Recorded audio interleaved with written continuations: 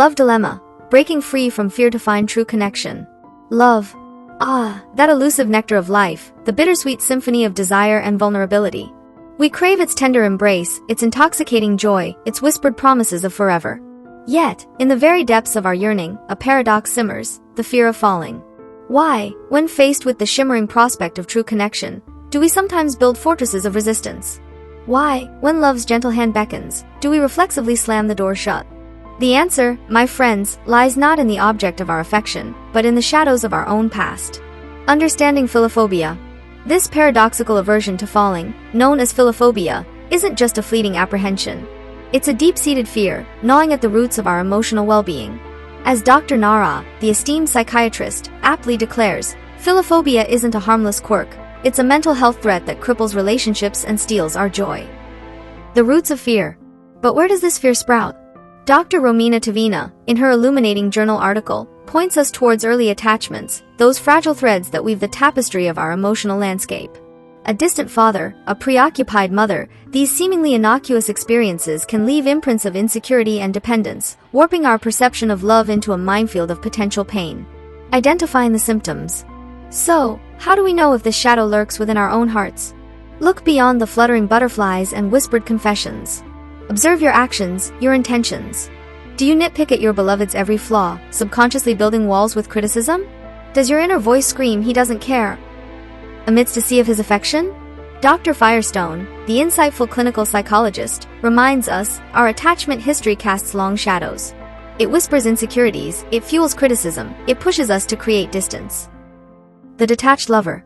And then there's the emotional detachment, a chilling silence where connection should bloom.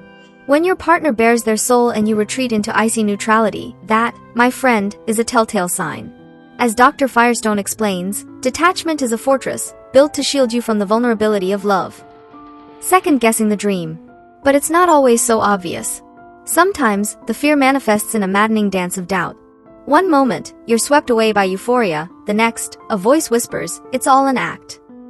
This constant second-guessing, Dr. Firestone asserts, is a desperate attempt to sabotage the potential for deeper connection. For when love finally beckons, the specter of loss, born from unloved childhood years, rears its ugly head. Secretive walls. And so, you become a master of passive aggression, a shadow player in your own love story. Your desires remain unspoken, your vulnerabilities concealed. As licensed marriage and family therapist Alison Gomez wisely points out, fear of closeness robs you of the courage to advocate for your needs, to be truly seen and heard. Breaking free from the shadows. But fear, my friends, is not our destiny. We can choose to dance with vulnerability, to embrace the risk of love, to shed the skin of philophobia. For, as the poet Rumi penned, the wound is the place where the light enters you. So let your heart crack open, let the tears flow, let the fear be your teacher. Embracing the challenge. Yes, love is a gamble, a plunge into the unknown. It may bring heartbreak, yes, but it also offers the intoxicating cocktail of joy, growth, and self-discovery. As the great Leo Buscaglia declared, to love and lose is to have loved. To never have loved is to never have lived. Choose life, my friends. Choose love, in all its glorious, messy, magnificent complexity. Let your fear be the stepping stone, not the roadblock. Unmask it, understand it, and then, with trembling hands and a courageous heart, push it aside. For in the depths of falling, in the surrender to vulnerability, lies the true blossoming of the human spirit. So go forth, love with abandon, love without reservation, and remember, the greatest tragedy is not falling in love, but never having dared to fall at all. Hi, I am Sara.